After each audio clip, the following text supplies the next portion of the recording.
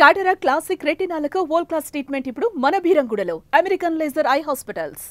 మొన్నటి వరకు తెలంగాణ ఆర్టీసీ ఎండీగా బాధ్యతలు నిర్వహించిన వీసీ సజ్జనార్ ప్రస్తుతం హైదరాబాద్ పోలీస్ కమిషనర్గా బాధ్యతలు స్వీకరించారు. గతంలో ఆయన పోలీస్ డిపార్ట్మెంట్లో సూపర్ పోలీస్గా పేరు తెచ్చుకున్నారు.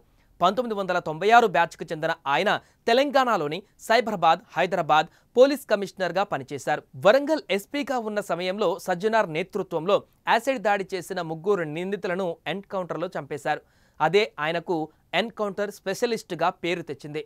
సైబరాబాద్ కమిషనర్గా ఉన్న సమయంలో వెటర్నరీ డాక్టర్ దిశ అత్యాచార ఘటనలో నేరం ఆరోపించబడ్డ 4గురిని ఎన్కౌంటర్ చేసిన విషయం కూడా తెలిసిందే. నగరంలో శాంతి భద్రతలకు విఘాతం కల్పించే రౌడీ షీటర్లపైన కఠిన చర్యలు తీసుకుంటామని హెచ్చరించారు.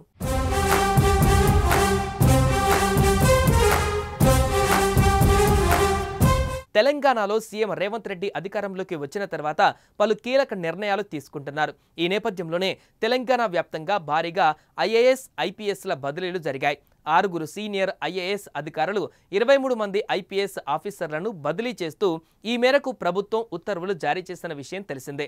హైదరాబాద్ కొత్త పోలీస్ కమిషనర్ వీసీ సజ్జనార్ బాధ్యతలు చేపట్టారు.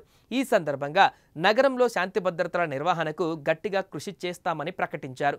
ముఖ్యంగా రౌడీ షీటర్ల అరాచకాలపైన ఉక్కుపాదం మోపుతామని, వారు ఎవరైనా గీత దాటితే వారిపై పీడీ యాక్టులు నమోదు చేసి కఠిన చర్యలు తీసుకుంటామని స్ట్రాంగ్ వార్నింగ్ ఇచ్చారు. నగర ప్రజలకు భద్రత కల్పించేందుకు పూర్తి స్థాయిలో ప్రయత్నిస్తామని తెలిపారు.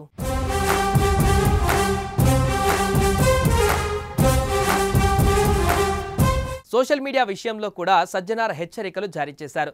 సోషల్ మీడియాలో నేరాలు ప్రేరేపించే విధంగా పోస్టులు చేస్తే కఠిన చర్యలు తీసుకుంటాం. సామాన్యులే కాదు, సెలబ్రిటీలు, రాజకీయ నేతలు, వారి అనుచరులు ఎవరైనా సరే ఇలాంటి నేరాలకు పాల్పడితే వదిలే ప్రసక్తే లేదు. ఎక్కడో ఏదో జరిగిందని ప్రజలను భయభ్రాంతులకు గురిచేసే సంఘటనలు పోస్టులు పెడితే ఎన్నో సమస్యలు ఎదుర్కోవలసి వస్తుంది. ఇక ముందు ఇలాంటి వాటికి గుడ్ బై చెప్పాలని వార్నింగ్ ఇచ్చారు.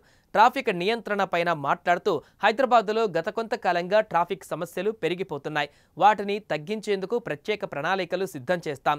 ఫ్రీ ఫ్లో కోసం అన్ని ప్రయత్నాలు చేస్తామని అన్నారు. ప్రజలు ప్రశాంతంగా ఉండడానికి శాయశక్తులా ప్రయత్నిస్తానని అన్నారు సజ్జనార్.